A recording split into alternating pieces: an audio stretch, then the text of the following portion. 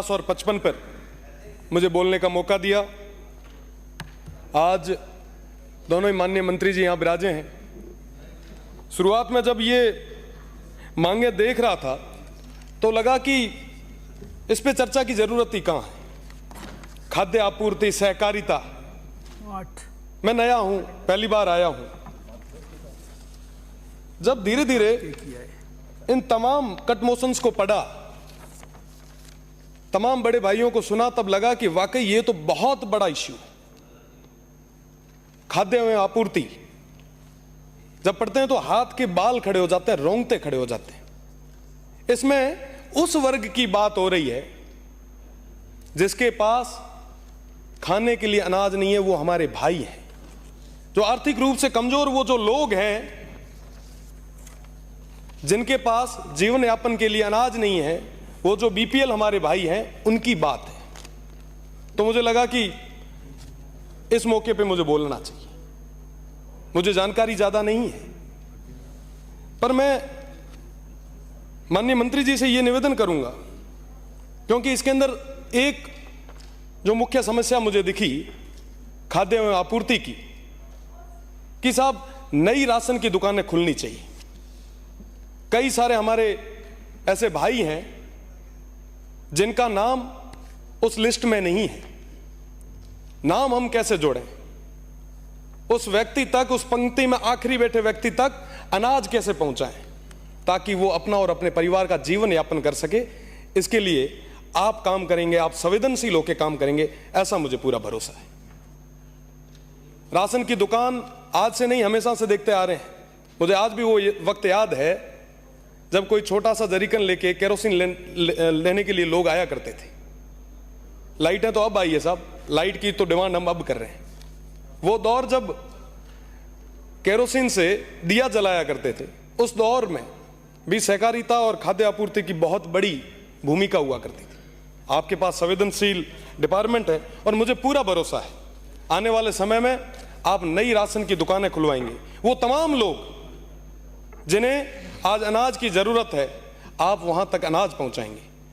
हमारे जो भी राशन के डीलर हैं, उनकी भी कई सारी समस्याएं हैं, चाहे मानदेय को हो, चाहे तमाम दूसरी भी जो समस्याएं हैं। मेरा निवेदन रहेगा विशेषकर माननीय मंत्री जी से कि आप इस बारे में सोचें। साथ ही साथ बीच में कई बार अखबारों में पढ़ा करते थे साहब, मंत्री जी को दे दो, मंत्री जी को, जो गेहूं है, मंत्री जी को, जो अन्न आ रहा है, मंत्री जी को, उसकी क्वालिटी, तो मुझे लगता है कि उसकी क्वालिटी पे काम करने की ज्यादा जरूरत है। जब शुद्ध अन्न होगा तो निश्चित रूप से हमारे वो भाई है वो स्वस्थ रह पाएंगे।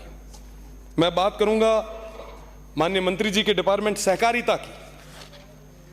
सहकारिता मेरे लिए वाकई नया सब्जेक्ट है। अभी माननीय सलूमर से आने वाले हमारे सदस्य फरमा रहे थे, कई सारी चीजें बताई, हमें सीखने को मिला। मैंने पूछा कि माननीय जी आज सहकारिता पे इतनी चर्चा क्यों नहीं है? तो कि साहब काफी लोग तो जानते भी नहीं, और वाकई मैं भी नहीं जानता था। वाकई जब सहकारिता को पढ़ा तब समझ में आया कि साहब ये हर किसान से जुड़ा हुआ मुद्दा है। जमीनी स्तर तक जाने वाला ये डिपार्टमेंट है।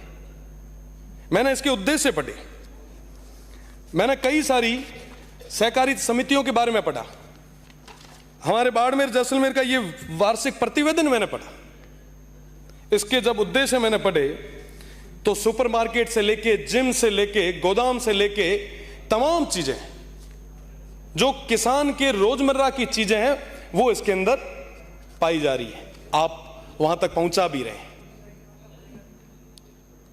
पर साहब वाकई क्या धरातल तक वो पहुंच पा रहा है? जो समितियां बनी हुई है, क्या वाकई वो सही तरीके से काम कर रही है? जो व्यवस्थापक है, क्या वाकई वो सही तरीके से उन चीजों को मेंटेन कर पा रहे हैं? मुझे लगता है कि इस विषय पे हमें सभी को, चाहे पक्ष हो चाहे विपक्ष हो, सभी को सामूहिक रूप से काम करने की जरूरत है। साथ ही साथ अभी कई सारे मेरे जो भाई थे उन्होंने कहा कि हमारी एक मांग भी है, माननीय मंत्री जी के सामने रखिएगा।